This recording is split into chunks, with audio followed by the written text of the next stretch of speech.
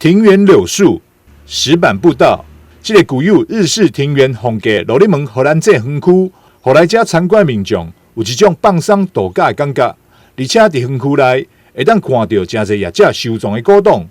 为农用的工具到战争的车辆，甚至还有一个根据当地居民流传有400档历史的古井，伫遮嘛看得到。那我们这边有郑成功开台的荷兰井，当初400多年前，郑成功来我们台湾的时候，就是在我们后面这边造了这一口井哈，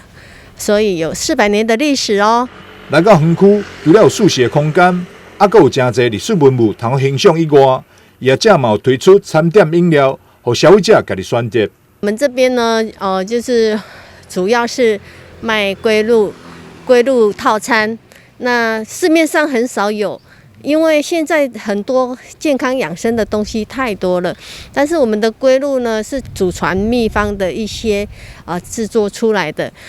以前的话都是皇帝御用的，所以呢，我们把它在这边稍微推广一下。今年春节有9天的假期，民众不妨来到罗里门荷兰这园区行村，感受年节气氛。